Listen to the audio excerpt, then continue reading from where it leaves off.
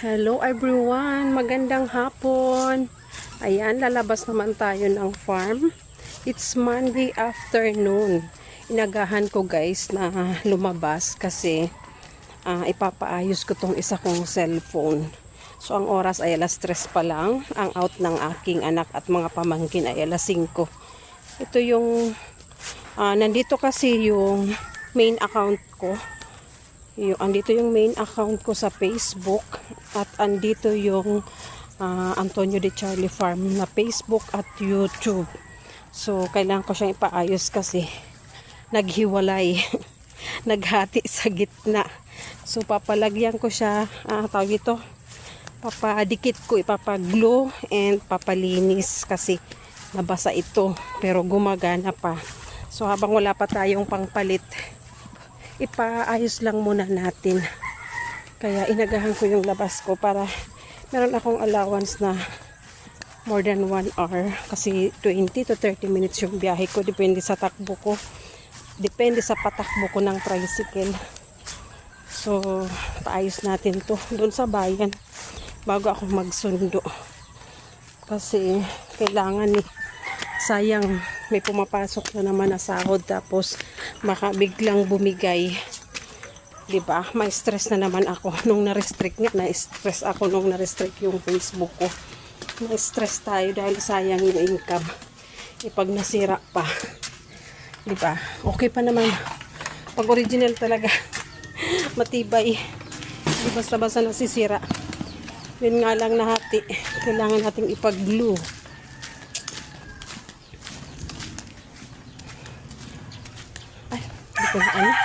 Dito matanong si Papa kung nasaan ang susi. Ayan, dito na tayo sa kabahayan.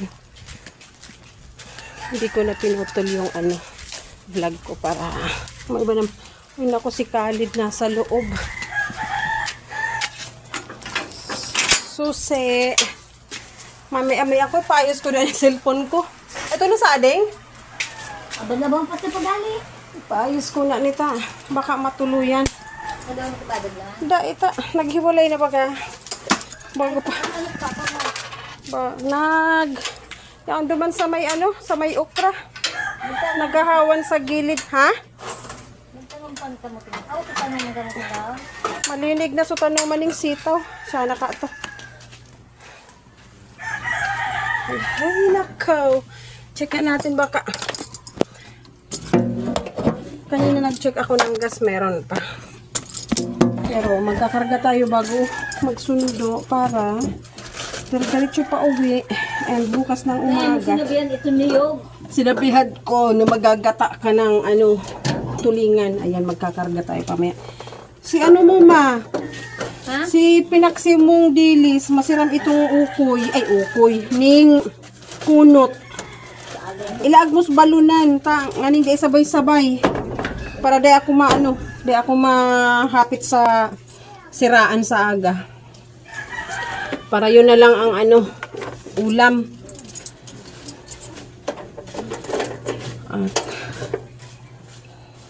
So tara. Oy, Khalid, baba!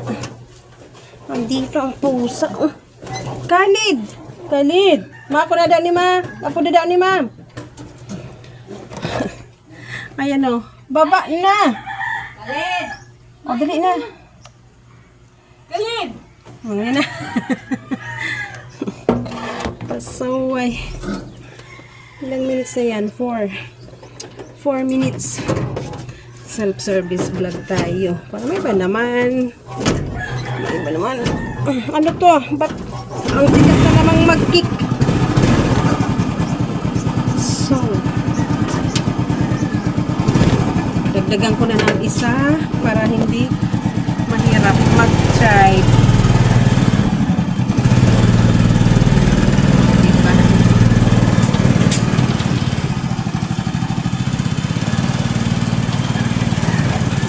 Dito lang naman tayo nakakaganito. Pag nasa highway na, hindi na. Takot mo lang sa highway mag-isang kamay. At ang daming mga kaskasero sa kalsada.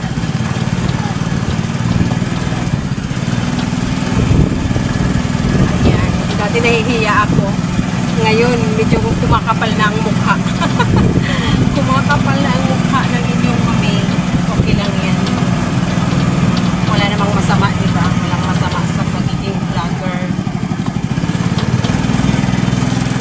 guys.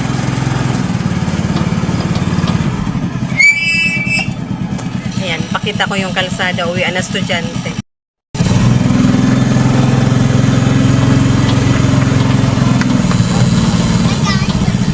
Hi guys! Hi guys! Welcome to my vlog.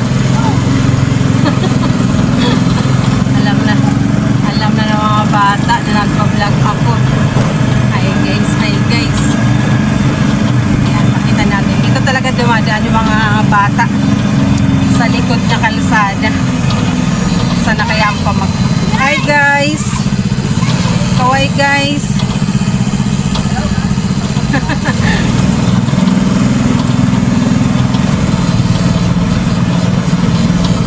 Hello guys! Welcome to my vlog.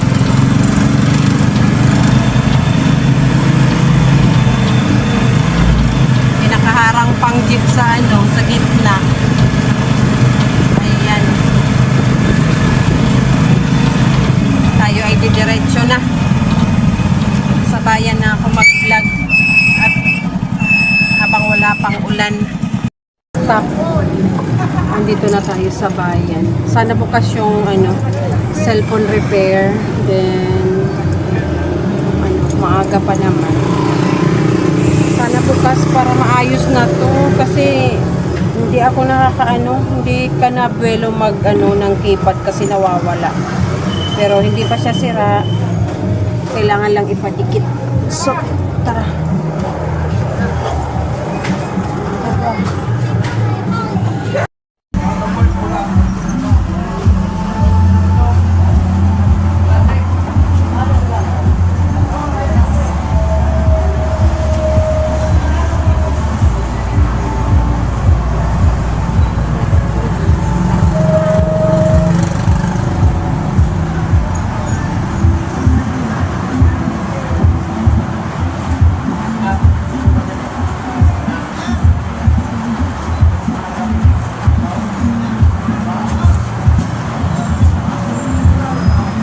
Biglang bumuhos yung ulan.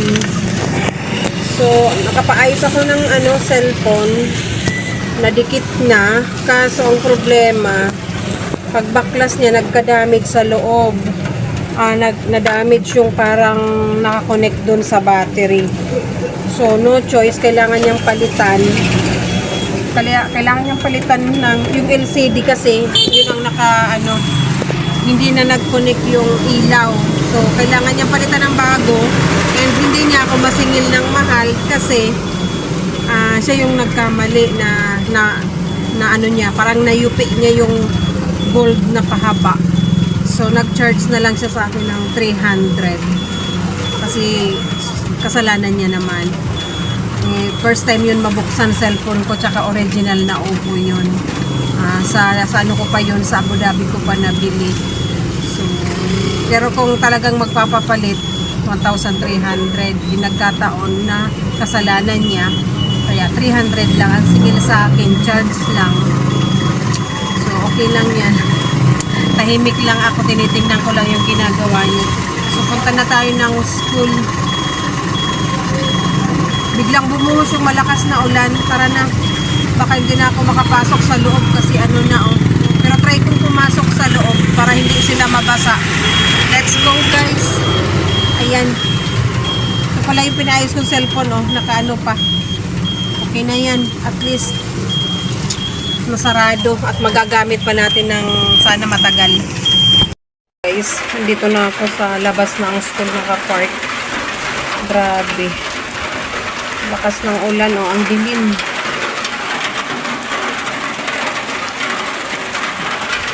Buti nakapasok pa ako kasi wala pang bantay dun sa highway. Pwede pang pumasok. And wala pang lumalabas ng estudyante.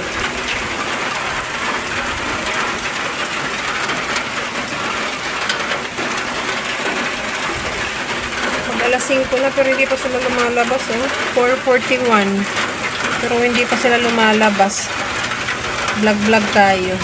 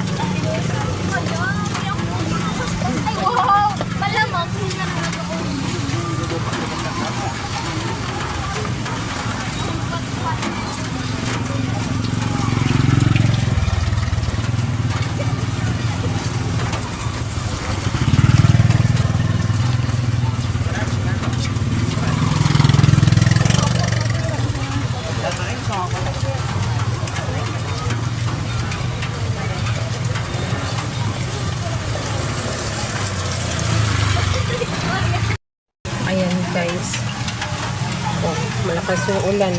Basa. Basa na naman yung kalahati ng ating katawan nito.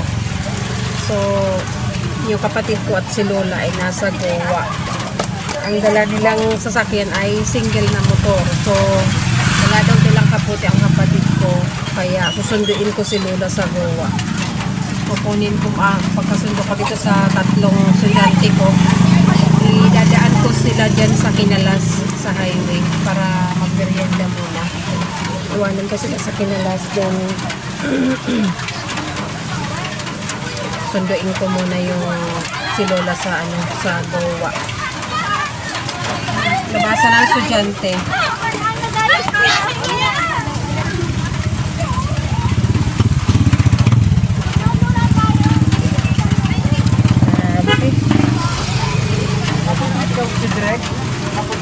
Sana yung ulan gabi.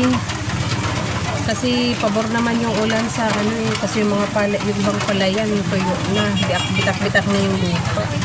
Then, yung siyempre yung mga tanim na gulay, and yung bakod ko rin kailangan maulanan para mabuhay yung mga poste. Kaya lang, maganda sana ulan gabi. Pag ganito, kawawa yung mga estudyante. Oh. Maghapon na kasapatos, tapos mababasa yung paa.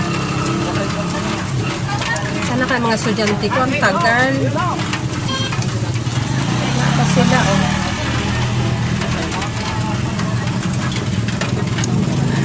Ayan na. Kunti pa lang yung basa ng kaliwang katawan na.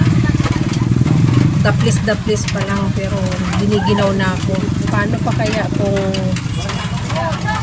kung yung malakas na ulan tapos may hangin na hindi ako manginig sa lamig.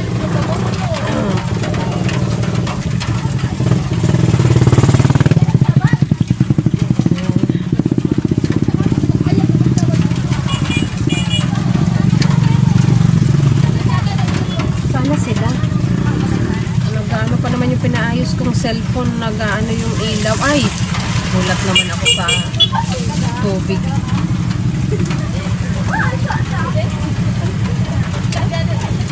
Tagal nila, wala pa. Dapat lahat na pinalabas pag ganyan habang medyo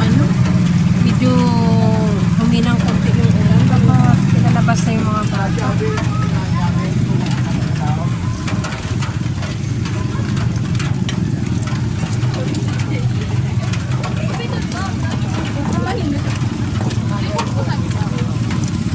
Tagal.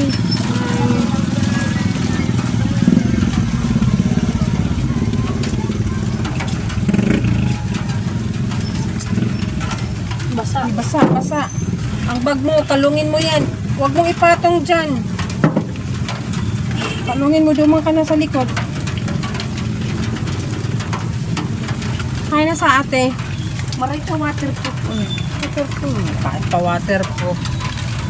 Ibig sabihin, pwedeng mabasa pero hindi mo pwedeng anuin. Sakay ka na, upo ka na, hay na sa ate. Umupo ka na, Basa man. Adi, punasan mo. Oo. Basa na nga ako eh. Punasan mo. Importante yung sapatos mo, hindi mabasa. Adaw. Ano ka daw, gusto mo masira, tapos yung paa mo mababad. Sana sila? Bagay, tanong nila. Ayan, isang estudyante na lang hinihintay ko. Dito ko na-i-end ang aking vlog kasi pupunta pa ako ng Goa. Susunduin ko kasi Lola. And super lakas ng ulan. Hindi ko na hintayin mabasa ito kasi nga sira, may crack. Pag nabasa pa, di matuluyan. So ipapatago ko na to sa bag. So salamat sa pagsama sa amin, guys. Ayan, umuulan pa rin. Isang estudyante na lang ang hinihintay ko at iiwanan ko sila dyan sa Kinalas sa highway. At ako ay pupunta muna ng Goa. Ayan. Thank you for watching, guys. Kausap ka pa, di ba? Chikang dalawa. See you tomorrow. Bye-bye. At mababasa kasi ang cellphone ko. Kailangan iligpit. Kasi may crack-crack nga yung LCD niya. Baka mabasa.